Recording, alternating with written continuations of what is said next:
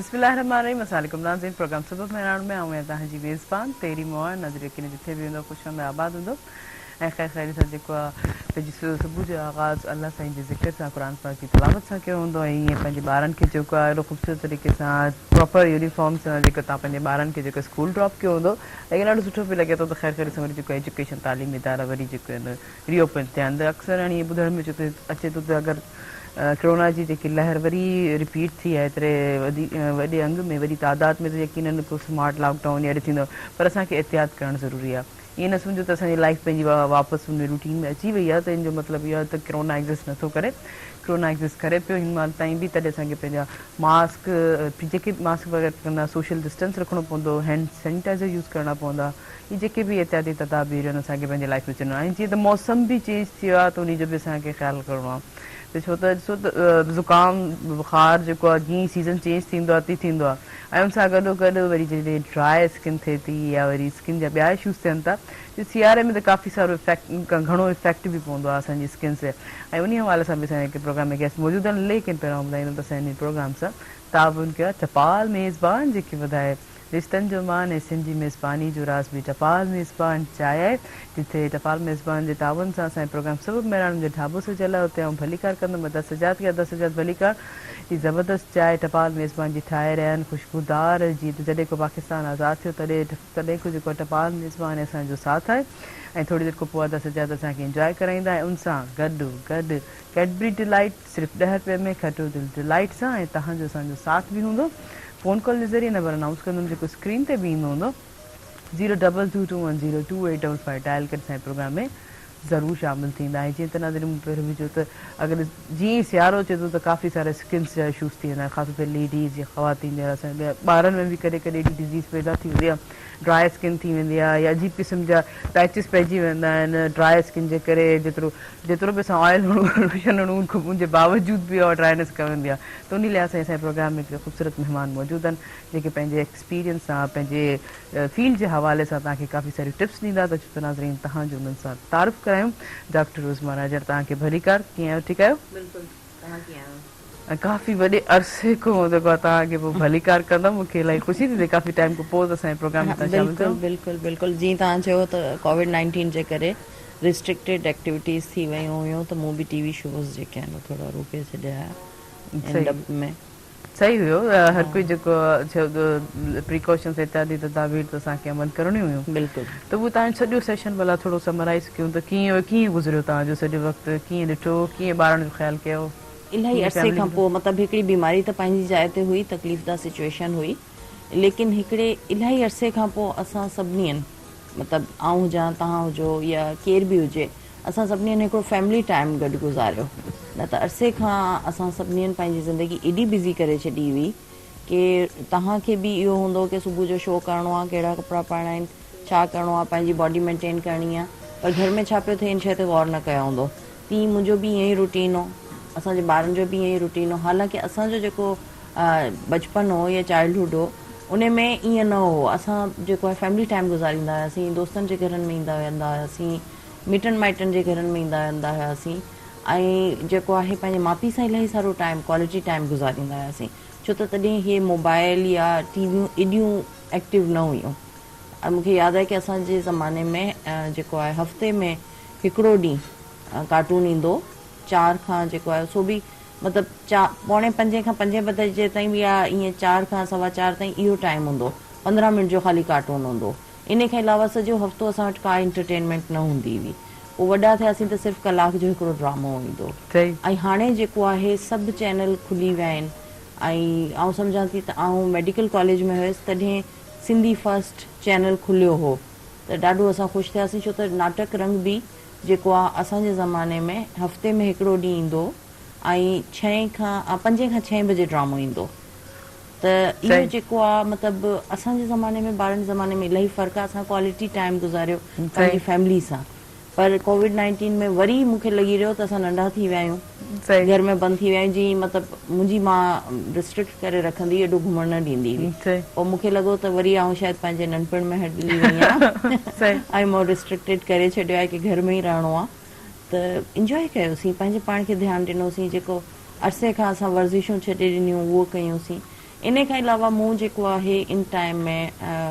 Social welfare जी clinic हलाइण जो कयो कि छो त माण्हू वीचारा न पे पहुची सघनि डॉक्टरनि वटि, त असांजे क्लास फेलोज़ जेके बि हुया उन्हनि में जेके बि स्पेशलिस्ट थी विया आहिनि, असां सभिनी हंधि वर्ल्ड वाइड, कुझु असांजा क्लास फेलो लंडन में हुया, कुझु अमेरिका में हुया, कुझु हिते, असां सभिनी हंधि मिली जेको आहे हिकिड़ो ग्रुप ठाहियो जेको ऑनलाइन फ्री कंसल्टेशन ॾेई रहियो पेशेंट्स खे, ऐं उन में टाइमिंग्स हुया मुख़्तलिफ़, जीअं मुंहिंजो टाइम हो 3 खां 6 बजे ताईं, ऐं डेली असां उहो कंसल्टेशन कंदा हुआसीं। इन खां मूं पंहिंजो व्हाट्सअप नंबर जेको आहे ॾेई छॾियो हो फेसबुक ते ऐं ॿियनि जायुनि ते, त केर बि पेशेंट मूंखे व्हाट्सअप ते थ्रू मैसेज पंहिंजी बीमारी जे बारे में पुछी सघे थो, त उन में थ्रू आउट पेशेंटनि वीचारनि पाकिस्तान मां कॉल्स करे वीचारनि पुछियो, छो त डॉक्टरनि वटि उन्हनि जी अवेलेबिलिटी न हुई। पोइ असां सेकेंड स्टेप ते इहो कयोसीं त उन्हनि पेशेंट्स खे जीअं हैदराबाद में आहिनि त उन्हनि खे दवाऊं कीअं पहुचाइनि, छो त मेडिकल स्टोर बंदि हुया। पोइ कुझु मेडिकल स्टोर वारनि सां मिली कि तव्हां उन्हनि खे घर वञी दवाऊं पहुचायो, इहो बि कयो असीं। ऐं इन खां पोइ सेकेंड स्टेप ते मूं इहो सोचियो त जीअं असां हिते लाइव अची माण्हुनि खे एजुकेट कयूं था, सम्झायूं था बीमारियुनि जे बारे में, छो त न ईअं माना डायरेक्ट असांजो चैनल हुजे, त पोइ मूं यूट्यूब ते पंहिंजो हिकिड़ो चैनल ठाहियो मुंहिंजे ई नाले सां, डॉक्टर उज़मा राजर, ऐं उन में डिफरेंट शयुनि ते ऐं हफ़्ते में 1 दफ़ा, हफ़्ते में 2 दफ़ा, इहे डेली जीअं हिम्मत हूंदी, जीअं वेट लूज़ ते बि तव्हां काफ़ी उन ते बि, हा, त मूं उन ते डिफरेंट वीडियोज़ बि लॻायूं, उन में काफ़ी सारी वीडियोज़ आहिनि कि माण्हुनि खे ख़बर रहे कि छा आहे छा न आहे, त इहे सभु कमु कया। ऐं इहे सभु कमु उअं रूटीन में शायदि न थी सघनि हा। ऐं थोरो हिकिड़ी ॿी शइ बि ॾिठी कि असां जेको न पंहिंजे टाइम जी क़दुरु कंदा आहियूं, न पंहिंजी क़दुरु कंदा आहियूं, न पंहिंजे पैसे जी क़दुरु कंदा आहियूं, उन्हनि सभिनीनि शयुनि जी अलाह ताला असांखे क़दुरु सेखारी।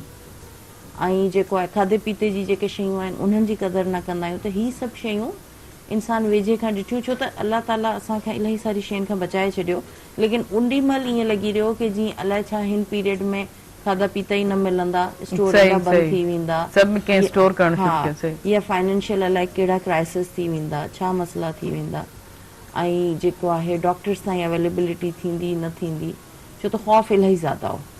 ऐं जॾहिं त न्यूज़ में यको अचे पियो त काफ़ी सारे नोन माण्हुनि खे थिए पियो, कुझु माण्हुनि जे पंहिंजे मिटनि माइटनि खे थिए पियो, कुझु जी डेथ थिए पई, त इहो सॼो अमल ॾाढो तकलीफ़दा बि हुयो। ऐं पर हिननि शयुनि इलाही कुझु सेखारियो, ऐं इंसान में जेका हिकिड़ो हो न मतिलबु नॉन सीरियसनेस, उहो सीरियसनेस हिकिड़ी आई कि असां हाणे पंहिंजे पैसे जी क़दुरु कयूं, पंहिंजे टाइम जी क़दुरु कयूं, पंहिंजी क़दुरु कयूं, पंहिंजी सिहत जी क़दुरु कयूं।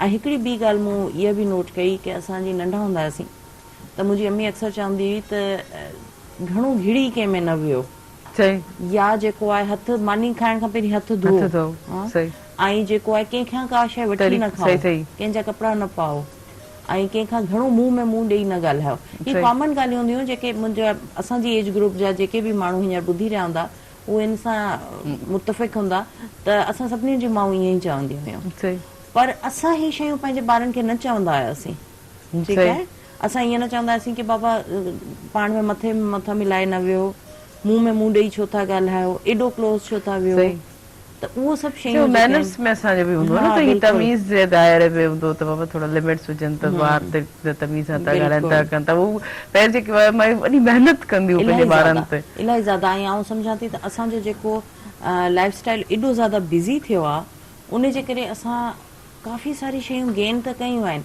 लेकिन इलाही सारी शयूं लूज़ बि कयूं आहिनि, जेके असांजा बेसिक हू हुया अल्ट्रा स्ट्रक्चर हो, उहो सॼो असां लूज़ करे छॾियो। सही, वाकई सही था चओ, जेके बेसिक बुनियाद जेके तरीक़ा तौर तरीक़ा हूंदा, मानी जी टाइमिंग्स हूंदी, खेॾण जी टाइमिंग्स हूंदियूं, ऐं काथे वञण जूं टाइमिंग्स हूंदियूं, का शइ वठण जी बि हिकिड़ी क्वालिटी हूंदी। ऐं मूं कल्ह पंहिंजी दोस्त सां इहा ई ॻाल्हि पई कई कि असां जॾहिं नंढा हूंदा हुआसीं त असांजा खाधे जा मेन्यू ॿिया हूंदा हुया, ठीकु आहे, असांजे घरनि में बिरयानी ईद ते ठहंदी हुई, या फ्राइडे जी फ्राइडे ते ठहंदी हुई, या को वॾो ॾींहुं थियो तॾहिं ठहंदी हुई। हाणे त माना बिरयानी घर जी लौंडिया जी थी वई आहे, माना कुझु सम्झ में न पियो अचे, बिरयानी ठाहे छॾियो या बिरयानी घुराए छॾियो, ऐं इन्हनि जा एडवर्स इफेक्ट इहे पिया थियनि त असांजे ॿारनि जा वज़न वधनि पिया, उन्हनि जो कोलेस्ट्रॉल लेवल वधे पियो, ऐं असां उन बारे में न पिया सोचूं, सही। असांजे घर में रूटीन में दाल पचंदी हुई हाँ, जॾहिं पाण नंढा most- हूंदा हुआसीं। सही। मतलब तव्हां त असां खां बि नंढा आहियो काफ़ी ज़्यादा, 10-15 साल, लेकिन जेके असांजी जन मतलब असांजो सख़्तु माहौल हूंदो, एॾी मतलब लाइफ स्टाइल जे हवाले सां मन असां बेहतरी लाइ हूंदो। घर वारा कोई असांखे सही इलाही सही जूते में सही। रखंदा हुया। ऐं हिकिड़ो ब्रेक वठां माज़रत सां कंटिन्यू इतो ई कंटिन्यू था कयूं।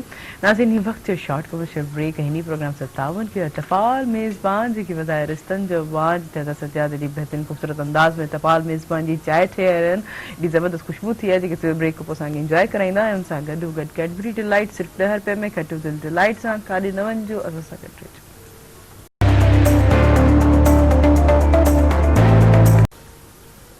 वेलकम बैक नाज़रीन। नाज़रीन प्रोग्राम 57 के टपाल मेज़बान जेकी वधाए रिश्तनि जो मान ऐं सिंधी मेज़बानी जो राज़ बि टपाल मेज़बान चांहि आहे जेको हींअर असां डॉक्टर साहिब सां इंजॉय था करियूं। टपाल मेज़बान जी चांहि कीअं चाहे बिल्कुलु इलाही सुठी आहे। ऐं मूं लॉकडाउन में तव्हांजी चांहि खे बि ॾाढो मिस कयो छो त एॾो सुठी चांहि ठाहींदो आहे। बिल्कुलु चांहि हुजे वरी टपाल मेज़बान बिल्कुलु बिल्कुलु ॾाढी सुठी। पर हुन सां गॾो गॾु कैडबरी डिलाइट सिर्फ़ु 10 रुपए में खटो दिलि डिलाइट सां ऐं तव्हांजो असांजो साथ बि हूंदो फ़ोन कॉल जे ज़रिए नंबर अनाउंस कंदमि जेको स्क्रीन ते बि ईंदो हूंदो 022210228 डायल के असांजे प्रोग्राम में ज़रूरु शामिल थींदा। जीअं तव्हां काफ़ी ॻाल्हि कई पिया त माना पहिरियों जी तरबियत जे हवाले सां अॼु जी थोरी तरबियत जे हवाले सां थोरी डिफरेंट आहे। यकीनन असांजी जेकियूं भेणियूं आहिनि ॾिसंदियूं थियूं त इन ॻाल्हि खे एग्री कंदियूं हूंदियूं। असांजी मॉडर्निज़म ॾांहुं वञूं पिया तीअं जेका असां पंहिंजी पुराणी शयूं छॾियूं पिया ऐं पुराणी शयुनि में इलाही कुझु हो सही, जंहिंमें सभिनीनि खां पहिरें नंबर ते त सख़्ती हुई जेका जंहिंजे करे असां जेको बि अॼु ठहियासीं, जेका असांजी माउनि जी सख़्ती हुई असां ते। असांजा पीउ असांखे रिलैक्स रखंदा हुया, माऊं सख़्ती कंदियूं हुयूं। पोइ असां हर जाइ ते चवंदासीं न असांजी अम्मी त ॾाढी सख़्तु आहे, बाबा ॾाढो सुठो आहे। हालांकि ही गेम हूंदी हुई, हाणे सम्झ में आयो ही गेम खेॾंदा हुया असां सां त भई हिकिड़ो स्पाउस जेको आहे उहो सख़्ती कंदो आहे ऐं ॿियो जेको आहे थधो हथु रखंदो। त मतिलबु हुननि जा तरीक़ा उन्हनि असांजे पेरेंट्स हिकिड़ी पॉलिसी हूंदी ॿारनि खे जेको ठाहिण जी, तरबियत करण जी, एजुकेशन जे हवाले सां भई अॼु जी जनरेशन खे सभु कुझु हूंदे, एतिरो शऊर हूंदे, बदनिस्बत पहिरियों जेके वाले एतिरा एजुकेट कोन हूंदा, हींअर केतिरी एजुकेशन हाई क्वालिफाइड थी वई आहे। ऐं असां जेको आहे पंहिंजे ॿारनि खे इलाही ज़्यादा नरमी सां रखूं था, इलाही ज़्यादा प्यार सां रखूं था। इन हद ताईं की मुंहिंजो वॾो पुटु मूंखे चए पियो कि मामा तव्हां जेतिरी प्यार सां असांखे रखो पिया न, आउं पंहिंजे ॿारनि खे एॾी प्यार सां न रखंदसि। त मुंहिंजो छा मतिलबु आहे? त असां जेको आहे अलाए छो ईअं थी विया आहियूं, असांजी जनरेशन जा सभु माण्हू ॾाढा पोलाइट आहिनि ऐं पंहिंजे ॿारनि सां वीचारा कुझु ज़्यादा ई पोलाइट आहिनि। सही, त इहो जेके किथे किथे ॿार वरी थोरो मसलो थो थिए, पैनिक क्रिएट थो थिए या घर जो माहौल बि थोरो डिस्टर्ब। ऐं असांजा पेरेंट्स असांखे कॾहिं बि दड़का न ॾींदा हुया, पर उन्हनि जी अखि काफ़ी हूंदी हुई। ऐं जीअं मतिलबु असांजा फादर ईंदा हुया घरनि में, सन्नाटो छाइजी वेंदो, केरु किथे आहे माना हीअं कोननि में घिड़ी वेंदा हुया, हालांकि केरु कुझु बि कोन चवंदो। ऐं अॼुकल्ह जा ॿार जेके आहिनि हो माना ॿाहिरां त माउ पीउ कमु करे अचनि, पर घर पहुचण त ॿार उन्हनि खे बराबरि करे था छॾनि। सही सही, पोइ एॾा इशूज़ हूंदा आहिनि, ही मसलो थियो, ही मसलो थियो, या कॉल्स करे बि जेको अच्छा फोन्स जे हुजण जे वजह केतिरी माना फैसिलिटी आहे हिकिड़ी फोन जी, त पोइ उनजे बावजूद बि केतिरा यूज़ थींदा आहिनि, कॉल्स केतिरियूं ईंदियूं आहिनि। अगरि कोई पेरेंट ॿाहिरि हुजे या मदर ॿाहिरि हुजे त ॿारनि जी केतिरी कॉल्स कॉल्स में छा हूंदो आहे, रुगो खाइण पीअण जी शयूं, वापसी में हे वठी अचिजो, हे वठी अचिजो। ऐं उनजो इंटर्न तहरीम इहो नुक़सान पियो थिए कि असांजे ॿारनि जी सिहत ख़राब पई थिए। असांजे ॿारनि जी फिज़िकल एक्टिविटी ओतिरी न आहे जेतिरी असांजी हुई। असांजे ज़माने में आउटडोर गेम्स इलाही हुया, अॼुकल्ह जे ॿारनि जा इंडोर गेम्स घणा आहिनि। त हे जेको लाइफ स्टाइल जी चेंज आहे, हे अॻियां वञी नुक़सान ॾींदी। असांजे पेरेंट्स जी जेतिरी हेल्दी डाइट हुई, असांजी ओतिरी हेल्दी डाइट न हुई, त असांजा पेरेंट्स वधीक एज ताईं वधीक एक्टिव रहिया। उन्हनि खे गोॾनि जा प्रॉब्लम, हॾनि जा प्रॉब्लम देरि सां शुरू थिया, उन्हनि में कैटरेक्ट जी सर्जरियूं देरि सां थियूं, उन्हनि खे रिंकल्स बि देरि सां थिया। असां में उहे शयूं जल्दी आयूं, लेकिन असां खां हाणे जेके नंढी जनरेशन आहे, पंहिंजी स्टूडेंट्स खे ई ॾिसंदी आहियां, त हुननि छोकिरियुनि में 22-23 साल जी उमिरि में बि एॾी हिम्मत कोन्हे जेतिरी असांजे ज़माने में 22-23 साल में असां में हुई। त इहो वॾो फ़र्क़ु आहे डाइट जो, फिज़िकल एक्टिविटी जो, लाइफ स्टाइल जो। ऐं जेको आहे हिन शइ ते पाण अञा सम्झूं न पिया, पर हीअ लॉन्ग टर्म में असांखे नुक़सानु ॾींदी। असांखे आउटडोर एक्टिविटीज़ पंहिंजे ॿारनि जूं वधाइणु खपनि इंडोर खां। पर छा आहे जो असां एॾा सिक्योर पेरेंट्स आहियूं, मतिलबु एॾी सिक्योर करे पंहिंजे ॿारनि खे रखणु था चाहियूं कि कंहिं इनसिक्योरिटी खे असां मुंहुं नथा ॾियणु चाहियूं, इन करे चाहियूं था त असांजो ॿार असांजी अखियुनि जे साम्हूं ई हुजे, भले हिते ई गेम खेॾंदो रहे। सही, इहा बि ॻाल्हि वाक़ई आहे। हिते अची चवंदा आहिनि त पहिरियों ॿार खे हेठि छॾंदा त भले घुबे मिटी संदे, इहो बि स्ट्रॉन्ग थींदो, ईअं थींदो। अॼुकल्ह जी माइयूं अकेलनि बि सोचंदियूं आहिनि 10 दफ़ा त पंहिंजे ॿार खे इन तरह से छॾींदियूं। लेकिन अच्छा केयरिंग जेकी चवंदा आहिनि वालिदैन जो त फर्ज़ु आहे केयर करणु, ॿार खे करणु, त केयर जो एक्सेस में वञे थो जॾहिं रांदि जीअं तव्हां ॿुधायो था, त पोइ उन जो नेम बदल त कुझु त हूंदो आहे न, त ॿार खे पोइ कीअं सम्झणु घुरिजे? ॾिसो न, इहो ई चेंज अचे थी कि आउं सोचे रही हुयसि कि असां अगरि ज़िंदगी में कुझु बि सिखियासीं त मुख़्तलिफ़ रवैयनि जे करे सिखियासीं। पहिरें ॾींहुं असां एॾा होशियार न हुयासीं, लेकिन जॾहिं असां निकितासीं, असांजा सोशल कॉन्टेक्ट थिया, त अॼु खां 10 साल पहिरीं आउं जेतिरी मतिलबु माण्हुनि जे हिसाब सां होशियार हुयसि, उन खां अॼु वधीक हूंदसि, या तव्हां बि। सही। पर असांजा ॿार त सोशल कॉन्टेक्ट में निकिरण ई नथा, त पोइ उहो शयूं उन्हनि खे पोइ ते कंदियूं। ॿी ॻाल्हि जेका इलाही ॾुख थी ॾे ऐं इलाही तकलीफ़ थी ॾे, ऐं इन ॻाल्हि में आउं असातिज़ा जेके आहिनि उन्हनि सां नाराज़ बि आहियां, ख़फ़ा बि आहियां, ख़ासि करे जेके प्राइमरी टीचर्स आहिनि, कि ॿारनि जे ज़हन में हिकिड़ी शइ विधी वेंदी आहे कि तव्हांजे लाइ उर्दू एतिरी इम्पॉर्टेंट न आहे, सिंधी एतिरी इम्पॉर्टेंट न आहे, ठीकु आहे। हीअ शइ नंढे हूंदे खां ॿारनि जे ज़हन, तव्हां साइंस पढ़ो, मैथ्स पढ़ो, अंग्रेज़ी पढ़ो, ठीकु आहे, अंग्रेज़ी वधीक इम्पॉर्टेंट आहे तव्हांजे लाइ, सही आहे। तव्हांखे उन्हनि ॿारनि खे जेको आउं पंहिंजे लाइ सम्झां थी त मुंहिंजे लाइ सिंधी जो पेपर ॾियणु, उर्दू जो पेपर ॾियणु को मसइलो न हूंदो। मूं कॾहिं सिंधी पेपर खां हिकिड़ो ॾींहुं पहिरीं न उर्दू पढ़ी रिलैक्स हूंदा हुआसीं, हुन ॾींहुं सुता पिया पेपर ॾेई अची सुम्ही रहंदा हुआसीं। सुभाणे त उर्दू जो पेपर, सुभाणे सिंधी जो पेपर आहे, सुभाणे इस्लामियात जो पेपर आहे, छो त इस्लामियात बि सिंधी या उर्दू में हूंदी हुई, माशरती अलूम आहे त उहो बि सिंधी या उर्दू में हूंदी हुई, ठीकु आहे। टेंशन असांखे हूंदो मैथ्स जो, इंग्लिश जो, इन्हनि शयुनि जो टेंशन हूंदो, असांखे इन्हनि बेसिक सब्जेक्ट्स जो कॾहिं बि टेंशन न रहियो। असांजे ॿारनि में छा मसइलो आहे, उन्हनि खे बेसिक सब्जेक्ट्स जो वधीक टेंशन आहे। ऐं इहे नथी चाहियां कि हो रियाज़ी में को इलाही होशियार थी विया हूंदा या अंग्रेज़ी में इलाही होशियार थी विया हूंदा, उन्हनि जो हाल असां जहिड़ो ई हूंदो, लेकिन उन्हनि खे एॾो ज़्यादा हो कयो वियो आहे कि हो बेसिक सब्जेक्ट, त इहा शइ बाबा तव्हां छो पंहिंजी हिकिड़ी लैंग्वेज खे हू कयो पिया। अच्छा, जेको पंहिंजी लैंग्वेज खां महरूम आहे, यकीन उहो जेके ॿियनि सब्जेक्ट्स में बि वीक ई आहे, बिल्कुलु ईअं न आहे कि होशियार आहे, इहा जेकी पंहिंजी लैंग्वेज उनखे नथी अचे त काफ़ी ॿियनि सब्जेक्ट्स में उनखे किथे न किथे मसइलो थो थिए। ऐं मूं हींअर पंहिंजे ॿारनि खे सम्झायो कि बाबा ॾिसो, 9th मैट्रिक जो पेपर हुजे या तव्हांजो CSS जो पेपर हुजे, ठीकु आहे, हिकिड़ो लो लेवल हिकिड़ो हाई लेवल, तव्हां सिंधी जे पेपर खां बग़ैर या उर्दू जे पेपर खां बग़ैर अॻियां नथा निकिरी सघो। तव्हां 9th क्लास बि पास नथा करे सघो अगरि तव्हांखे सिंधी या उर्दू लिखणु नथी अचे। त इहा शइ टीचर्स उन्हनि जे दिमाग़ में विझण ई नथा न, उन्हनि जे दिमाग़ में कि नहीं ये मुश्किल है, इसको आप छोड़ दें, इसको छोड़ दें, इंग्लिश को पढ़ें। त ॾिसो उहे टीचर्स बि त उन तरीक़े सां ई पंहिंजी स्टडी जेके पढ़ी करे अचनि पिया, इहो ग़लति ॻाल्हि आहे। इन शइ ते उहो हुअणु खपे, सम्झाइणु खपे कि बाबा ईअं न कयो।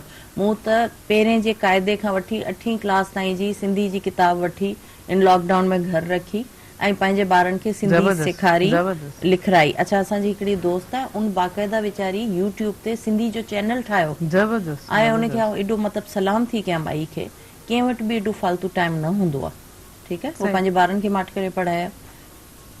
हुन क़ाइदे खां वठी सिंधी पढ़ाइणु शुरू कई आहे ऐं एॾो ईज़ी करे पढ़ायो आहे। सिंधी जो बाक़ाइदा चैनल आहे, सभु उनखे ॾिसणु पंहिंजे ॿारनि खे बि, छो त हे शयूं ज़रूरी आहिनि। अगरि असां पंहिंजी बेस छॾे ॾींदासीं त असां त माना हिकिड़ी जीअं पतंग हवा में हली उहो कटे छॾींदा आहिनि त हेॾे हेॾे थिए पई, उहो थिए। असां वटि त हर शइ आहे, असां वटि तहज़ीब आहे, असां वटि लैंग्वेज आहे, असां वटि हर कुझु आहे, लिटरेचर आहे, पर असां छो उनखे छॾे ॾियूं। सही, बाक़ी इहे मेन शयूं सम्झाइणु ज़रूरी। हिस्टोरिकल प्लेस जे हवाले सां बि जेके असां पंहिंजे ॿारनि खे इहे शइ न ॿुधाईंदा आहियूं त बाबा साईं मुंहिंजे दड़े केतिरो उहे छा हिस्ट्री आहे या कारूजर जी हिस्ट्री आहे या किंजर जी छा हिस्ट्री आहे, त ॿाहिरि जी हिस्ट्री असां पढ़ण जो माना शौक़ु खणंदा आहियूं। त इहे सभु शयूं जेके मेन इंपॉर्टेंस जेकी हूंदी आहे, बाबा हीअ शइ पेरिस में छा आहे, छा आहे, बहरहाल ई त मज़ीद कचहरी थींदी, लेकिन हिकिड़ी शॉर्ट कमर्शियल ब्रेक वठण बि ज़रूरी आहे। नाज़रीन, हीअं वक़्तु थियो शॉर्ट कमर्शियल ब्रेक जो। हिन प्रोग्राम सां ताउन कयो आहे टपाल मेज़बान, जेकी वधाए रिश्तनि जो मान ऐं सिंधी मेज़बानी जो राष्ट्रीय टपाल मेज़बान चाहे, उन सां गॾो गॾु कैडबरी डिलाइट सिर्फ़ु 10 रुपए में, कटो दिल डिलाइट सां, काॾे न वञिजो, असां सां गॾु रहिजो।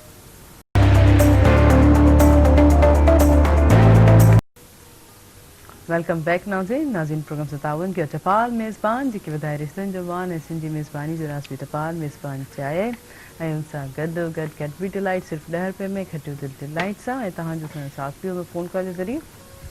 नंबर अनाउंस कंदो जेको स्क्रीन ते बि ईंदो हूंदो 022210285 डायल के से प्रोग्राम में ज़रूरु शामिलु थींदा।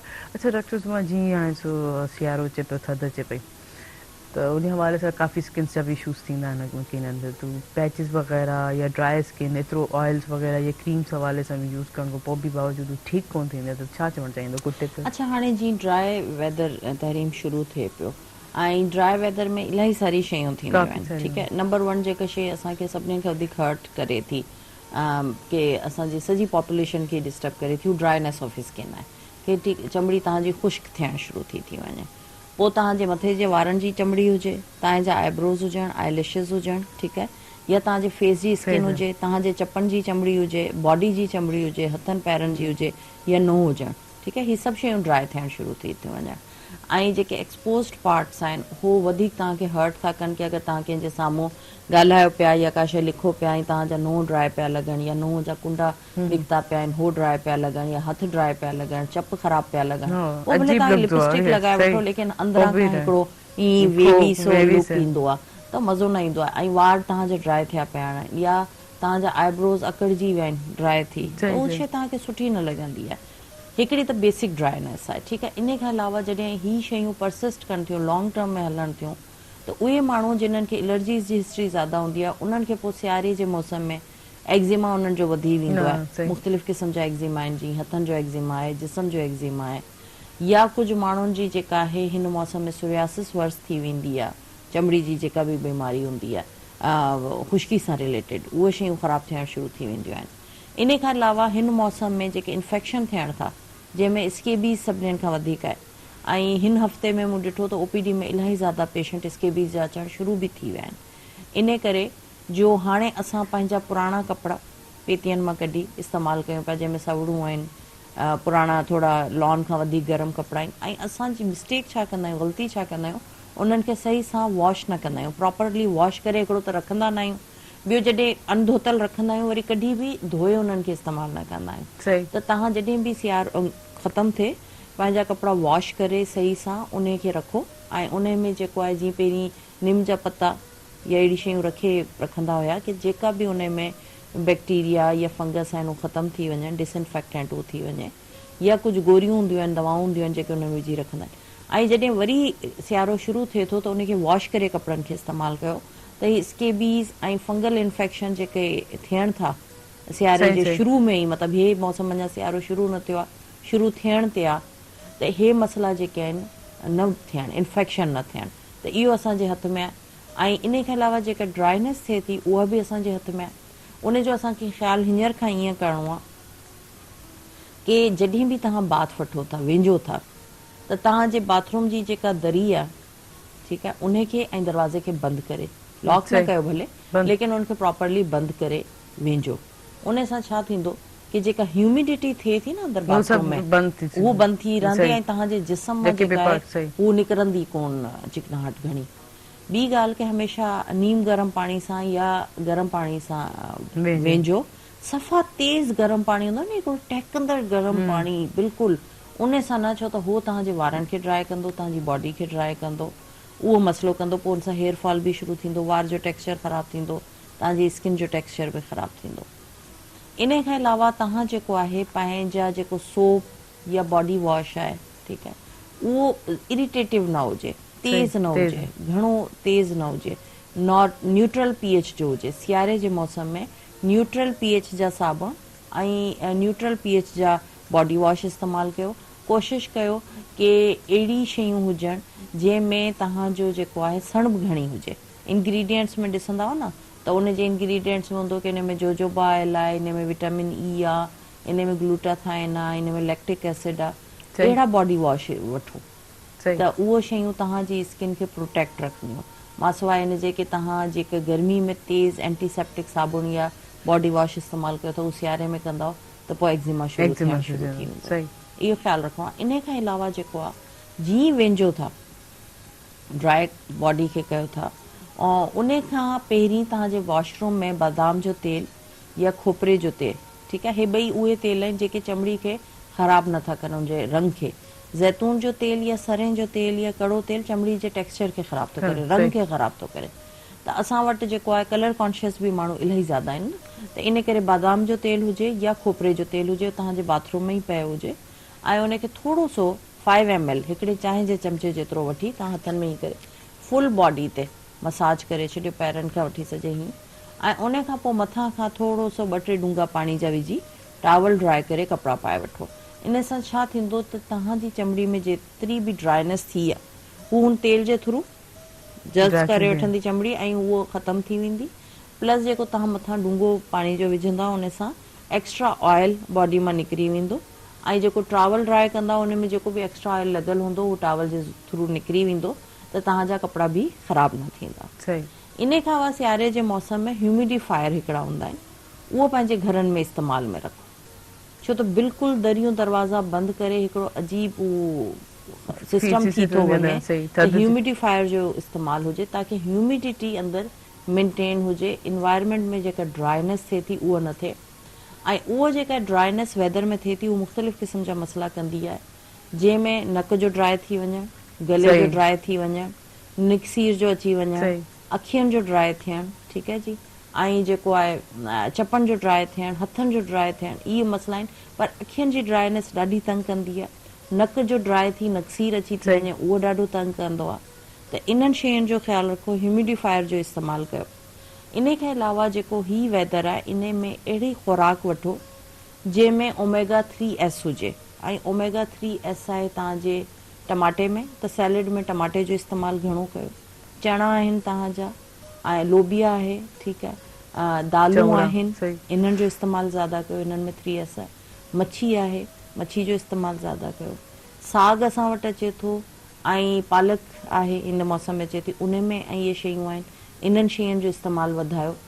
ऐं जेको आहे इन्हनि सां जेको आहे काफ़ी हद ताईं असां ड्राइनेस सां बि बची सघूं था, ऐं प्लस जेको आहे जिन्हनि खे चमड़ी जी बीमारियूं शुरू थियूं थियणु ड्राइनेस जे करे, जंहिंमें एक्ज़िमा आहे, सोरियासिस आहे, उन्हनि शयुनि खां बि असां बची सघूं। सही। अच्छा, काफ़ी कुझु अलॻि अलॻि टोटका जीअं यूट्यूब से जेके अचनि पियूं जेके यूज़ थींदियूं आहिनि, त ॾिसो स्किन जे हिसाब सां हूंदियूं आहिनि न, जंहिंजी स्किन खे का शइ सूट करे, हालांकि भले उहे नेचुरल ई शयूं हुजनि, त उहो अक्सर को छोकिरियुनि खे ॾिठो आहे त भई जेके त उहे काफ़ी सारी शयूं एतिरी यूज़ करे वेंदियूं आहिनि उन शइ। अच्छा, काफ़ी हिकिड़ी लिमिट बि हूंदी आहे, एक्सेस में हर शइ जेकी आहे पोइ छा बि वञे त ख़राबु बि हूंदी आहे, चाहे उहा स्किन ई छो न हुजे। स्किन खे तव्हां केतिरी शइ केतिरो प्रोडक्ट यूज़ करो था, कोई अहिड़ी स्टेज बि अची थी वञे त पोइ उहा शइ उन में यूज़ नथी थिए, जज़्ब नथी थिए, ना ई उहा क्वालिटी ॾिए थी, ना ई उहा इनहेंस करे थी सही से। इहो छा जे करे थींदो आहे? ॾिसो हाणे छा आहे जो तव्हां वारी ॻाल्हि की हर शइ एतदाल में हुअणु खपे, ईअं न आहे की तव्हां जेका आहे अगरि हिकिड़ो कमु कयो पिया त उहो कंदा ई वञो पिया, ज़हरीकल हुन जा पंहिंजा एडवर्स इफेक्ट बि हूंदा।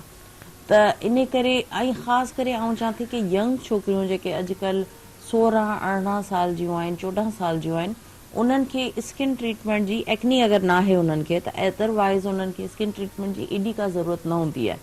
पर उहे छोकिरियूं बि यूट्यूब ते ॾिसी जेका अजायो सामान इस्तेमालु करे रहियूं हूंदियूं आहिनि, त उन जे करे बि नुक़सानात थियनि था।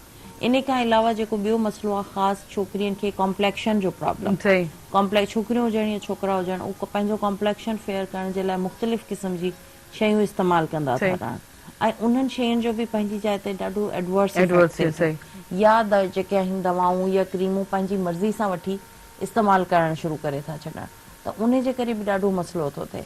त इन शइ खे डिस्करेज करणु खपे। ऐं जेका हिननि वाइटनिंग जी करे शयुनि जे करे जेका साइड इफेक्ट अचनि था, जंहिंमें चमड़ी सनी थी वञे, चमड़ी ते वार वधी थो वञे, चमड़ी जी नसूं खुली थियूं वञनि, चमड़ी जो रंग साओ थी थो वञे। डॉक्टर साहब सॉरी टू इंटरप्ट, मैं हिकिड़ी कॉल रिसीव करे वठां। हेलो, अस्सलाम वालेकुम।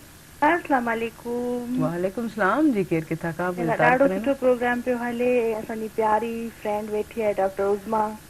थैंक यू चवंदमि तव्हांखे, तव्हां असांजे प्रोग्राम जी तारीफ़ कई, लेकिन तारीफ़ ॿुधाईंदमि त केर किथां खां? शबाना रहमतुल्लाह फ्रॉम कराची। तव्हांखे भली कर प्रोग्राम सुबुह बुराण में। जी हाणे ॿुधायो कीअं पियो लॻे प्रोग्राम? फर्स्ट क्लास ज़बरदस्त। डॉक्टर साहिब असां कुझु ॻाल्हाइणु चाहींदो, कुझु सवाल करणु चाहींदा? जी जी, मुंहिंजो सवाल आहे। जी जी ॿुधायो। जी पुछो। डॉक्टर साहब इहो ॿुधायो कॉलेजनि जो छा कयूं हिन एज में, 40 जी एज में, स्किन जी? बिल्कुलु ॿुधायां। ठीकु आहे, ॿियो कुझु चवणु चाहींदा? ॿियो को सवाल आहे? न बस थैंक यू प्यार मोहब्बत तव्हां सां इलाही सुठो program. Thank you so much तव्हां असांजे प्रोग्राम में शामिल थियो। इहो जेको तव्हांजो सवाल आहे इन जो जवाब जेको आहे ब्रेक खां पोइ वठंदासीं। हिकिड़े शॉर्ट कमर्शियल ब्रेक जो टाइम थियो आहे। हिन प्रोग्राम 57 कयो आहे। टपाल मेज़बान जेके वधाए रिश्तनि जो मान ऐं सिंधी मेज़बानी जो राज़ बि टपाल मेज़बान चाहे हुन सां गॾो गॾु कैडबरी डिलाइट सिर्फ़ु 10 रुपए में खटो दिलि डिलाइट सां काॾे न वञिजो, असां सां गॾु रहिजो।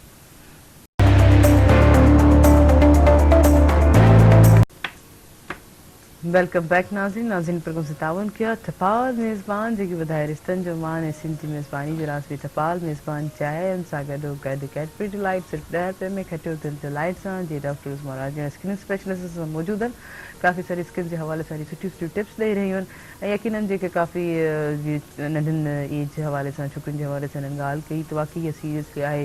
नंढियूं छोकिरियूं ॾिसी करे या मेकअप जो एतिरो बिला वजह उहा एज जे हवाले सां जेको यूज़ कंदियूं आहिनि उहो बि हिन लाइ सही न आहे। मज़ीद हिन सां पुछासीं लेकिन असांजी कॉलर हिकिड़े सुवाल पुछियो उन जो जवाबु वठूं था।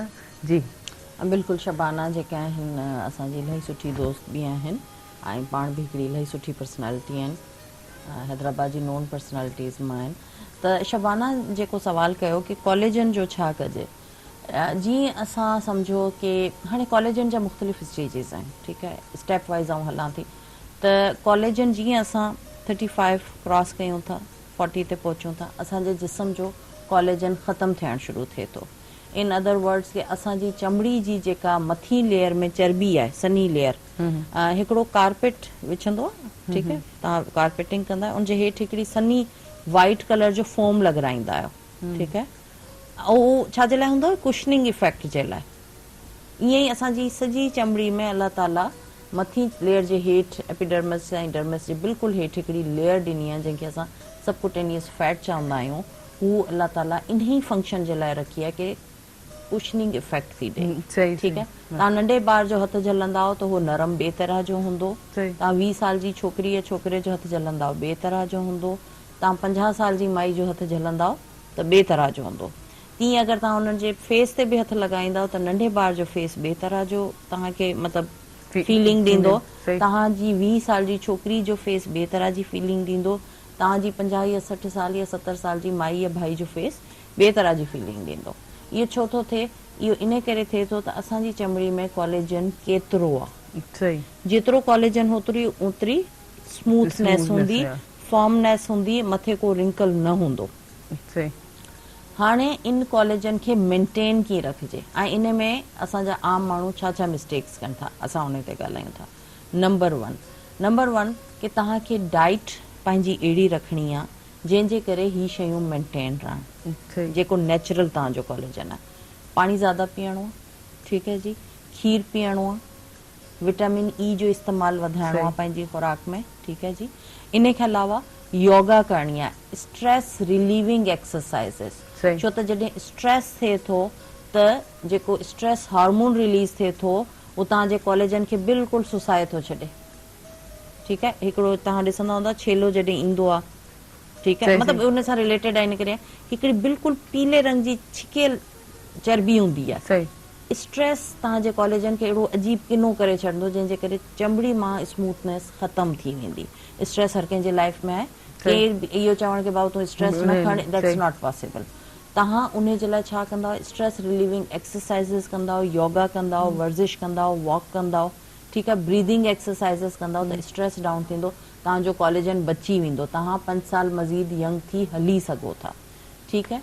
अच्छा, ॿियो फॉर्मूला क्रीम्स जो इस्तेमालु नाहे करणो, छो त जेको असांजो स्ट्रेस हार्मोन आहे सेम इंग्रेडिएंट तव्हांजे फॉर्मूला क्रीम में पियो आहे। जॾहिं हू डायरेक्ट चमड़ी खे मिलंदो हार्मोन साॻियो त तव्हांजी चमड़ी नेचुरली सुसणु शुरू थी वेंदी। इहा शइ नाहे करणी। का बि नाइट क्रीम, का बि शइ, जीअं तव्हां चयो त 40 खां पोइ मायूं छा थियूं कनि, पंहिंजी मर्ज़ी सां एंटी रिंकल क्रीम, एंटी फलाणी क्रीम वठी लॻाइणु शुरू करे थियूं छॾनि, उन्हनि खे इहो ख़बर कोन्हे, सिर्फ़ु उनजे मथां लिखियल फ़ाइदा ॾिसण थियूं, उनजा नुक़सानात केतिरा आहिनि। तव्हां पंहिंजे एरिया में जेको बि डर्मेटोलॉजिस्ट हुजे उन सां कंसल्ट कयो, पंहिंजी चमड़ी जे हिसाब सां दवा वठो ऐं उन खे इस्तेमालु कयो।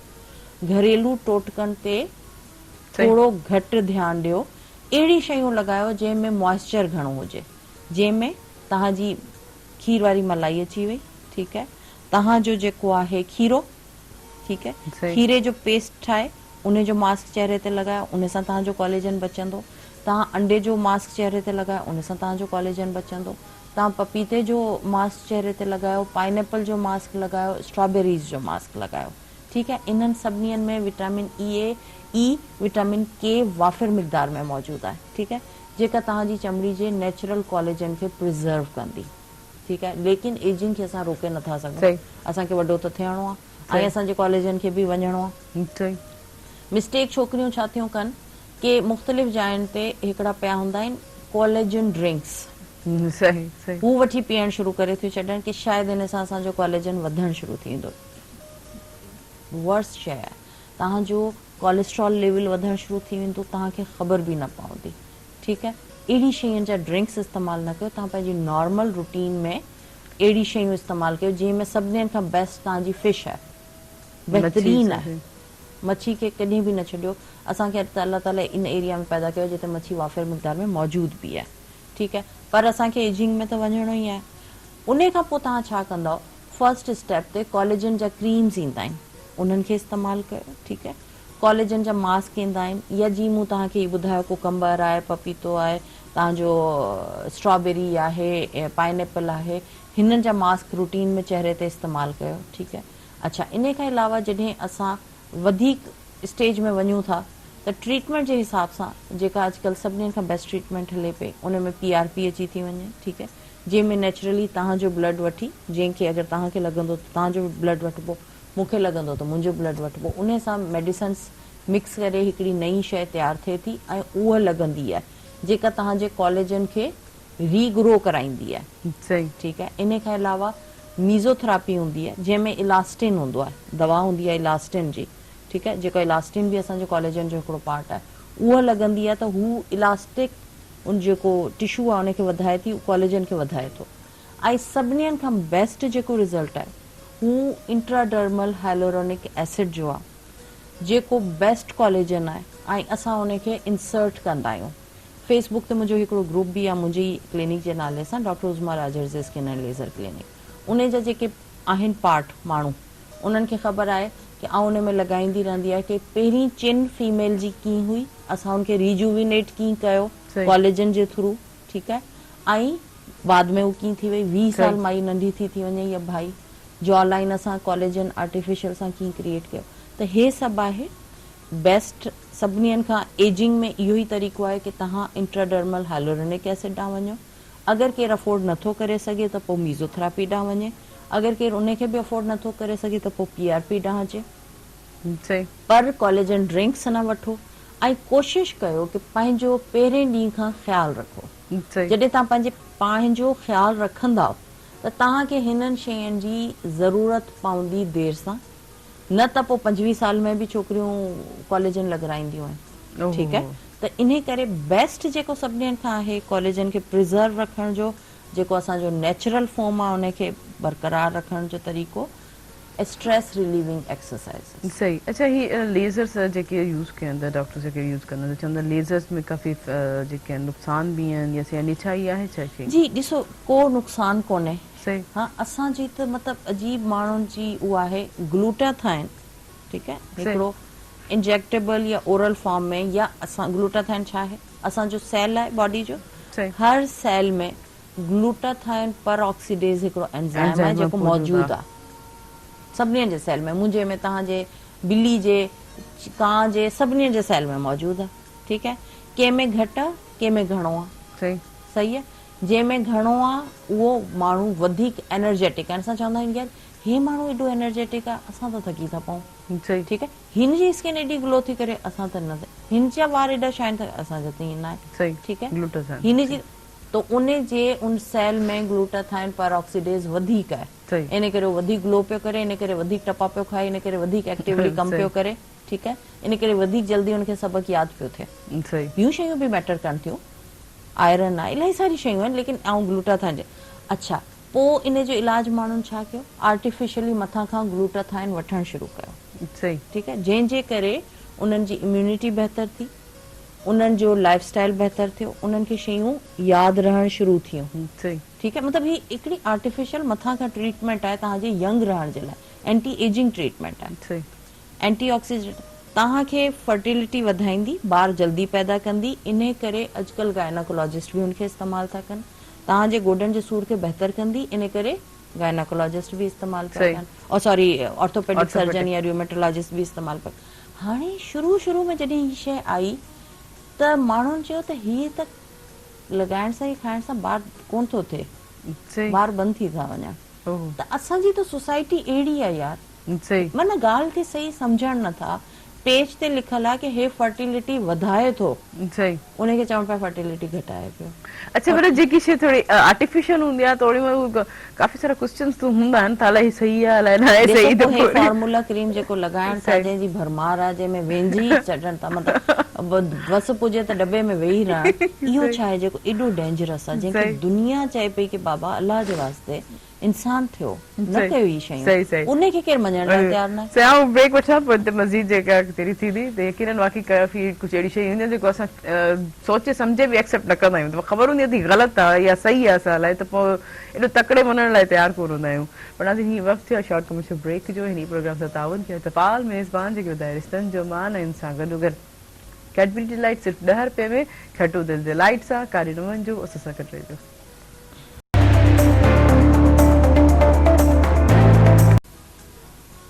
वेलकम बैक नाज़रीन प्रोग्राम सां ताउन कयो तपाल मेज़बान जेके ॿुधाए रिश्तनि जो मान ऐं सिंधी मेज़बानी जो राज़ बि तपाल मेज़बान चाहिया आहे। हिन प्रोग्राम सां ताउन कया कैडबरी डिलाइट सिर्फ़ु 10 रुपए में, खटो दिलि जे लाइट सां। ऐं तव्हांजो असांजो साथ बि हूंदो फ़ोन कॉल जे ज़रिए, नंबर अनाउंस कंदमि जेको स्क्रीन ते बि ईंदो हूंदो 022210285 डायल करे असांजे प्रोग्राम में ज़रूरु शामिल थींदा।